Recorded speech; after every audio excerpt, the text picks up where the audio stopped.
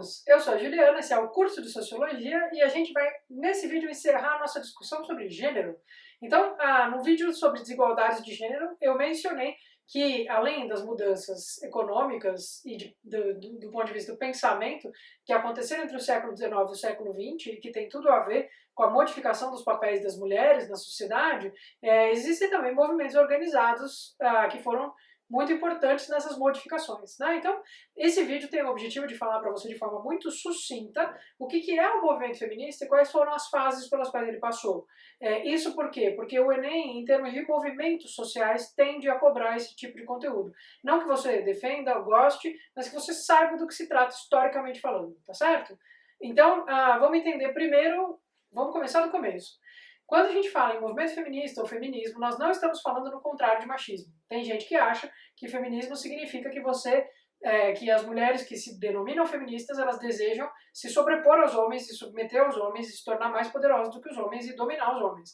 E na verdade não é nada disso que está colocado, tá? Então não é o contrário de machismo. Machismo é um sistema de dominação que parte do pressuposto que homens são superiores a mulheres em diversos níveis. E que isso possibilita que eles controlem e dominem certos pontos de poder da sociedade. Quando a gente fala do feminismo, o que os movimentos feministas querem desde o princípio é a igualdade de tratamento perante a lei e a igualdade de oportunidades dentro da sociedade, tá certo? Liberdade e autonomia. Não se trata de dominação, não se trata de se tornar mais importantes ou mais poderosos do que os homens, mas se trata de conseguir ter essa igualdade da qual a gente está falando aqui, tá certo? Então é sobre isso que a gente fala quando a gente fala do movimento feminista. O movimento feminista, historicamente falando, tem três fases mais importantes que a gente chama de ondas, né? Então, a primeira onda, a segunda onda e a terceira onda, certo? Sendo que, do ponto de vista do vestibular, o que ele gosta mais que você saiba é a primeira onda, a onda dos movimentos sufragistas lá entre 1880 e 1930, certo? Os movimentos sufragistas têm esse nome porque eles buscam o sufrágio das mulheres, ou seja, o voto, né? O voto feminino é uma questão tão controversa que mesmo num processo radicalizado como foi a Revolução Francesa, não concedeu às mulheres o direito de votar, né? Então é um processo que demora, que toma muito tempo para conseguir acontecer, tanto na Europa quanto nos Estados Unidos, é demorado. Aqui no Brasil, como eu mencionei no outro vídeo, vai acontecer então em 1934, e a gente vai ter diversos países europeus que vão conceder o direito a voto às mulheres depois disso, mas eu queria destacar então três coisas. A primeira é que um dos argumentos fortes em relação a impedir as mulheres de votarem na época é que isso abalaria as estruturas da família e do casamento. Traria uma mistura inapropriada de assuntos públicos e políticos para a vida das mulheres que tinham essa função dentro da sociedade. Então isso era considerado uma coisa nociva e ruim, certo? A segunda coisa é que muitos desses movimentos precisaram ser radicalizados, não era um movimento só de expor ideias, não é? Porque eles encontraram uma resistência muito grande da parte das pessoas que não queriam saber de mulher votar, tá certo?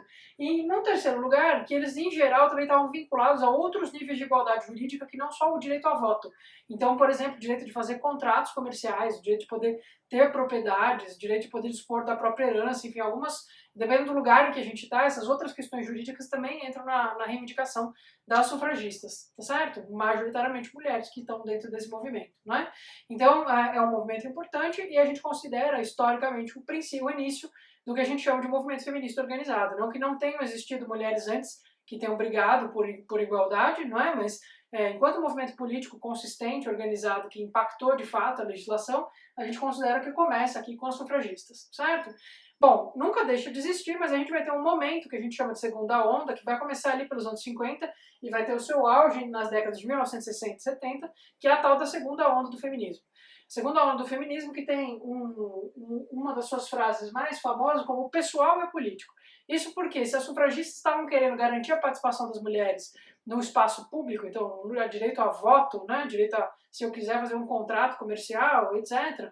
Aqui, na segunda onda, a discussão está muito em torno das questões que asseguram às mulheres uma condição de inferioridade, porque controlam o seu corpo, controlam a sua capacidade reprodutiva, né? Então, são discussões a respeito do status do casamento, possibilidade do divórcio, a possibilidade de não querer ser mãe, da maternidade não ser uma coisa que é natural às mulheres, né? As disparidades, isso é muito central, as disparidades de condições no mercado de trabalho para mulheres e homens, né? As dificuldades que as mulheres enfrentam dentro do mercado de trabalho.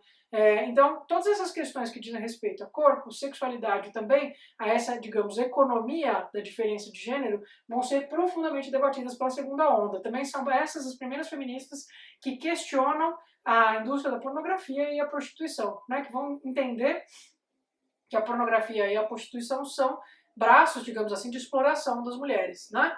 É uma coisa que é debatida até hoje, né? Então, é opção, não é opção, essas pessoas podem e devem ter essa possibilidade de trabalhar com essas coisas, ou elas necessariamente estão sendo oprimidas quando trabalham com isso, porque elas são tratadas como objetos, né? E a objetificação do corpo feminino é uma questão importante para a segunda onda, certo? É também aqui que se estabelecem as pautas de uma boa parte dos movimentos feministas pela legalização do aborto, tá certo? A ideia de que até uma idade gestacional determinada, né, que é até os 3 meses, as mulheres têm o direito de decidir se querem continuar com a gravidez ou não, tá certo? Então, isso é uma pauta aqui do feminismo de segunda onda, certo? E aí, pra gente encerrar, tem a tal da terceira onda do movimento feminista, que começa ali nos anos 90, e aí tem uma discussão se acaba em 2010, ou se continua até hoje, se a gente já estaria numa quarta onda, ou se a gente ainda está numa terceira. Para vocês que vão fazer a prova, nada disso importa, tá certo? O que importa é que aflora na terceira onda uma questão muito central, principalmente, né, em todos os lugares, mas principalmente no Brasil, nos Estados Unidos, lugares que foram territórios de colonização, é discussão a respeito das outras disparidades que interferem na experiência de ser mulher, digamos assim, né? Então, por exemplo, como que se lida com a diferença de raça e da experiência de raça dentre as experiências de ser mulher. Para as mulheres negras é a mesma discussão que se faz sobre corpo, sobre sexualidade, que faz uma mulher branca, né? Então, essa questão está colocada desde o começo. Né? A gente tem sufragistas importantes que eram mulheres negras, tá certo? Então, elas sempre fizeram parte do movimento feminista, mas digamos que o movimento feminista vai se esforçar para abarcar essas questões e contemplá-las de forma mais sistemática a partir da terceira onda com a interseccionalidade, tá certo? E é também na terceira onda que vão surgir alguns trabalhos que vão radicalizar a discussão sobre gênero, né?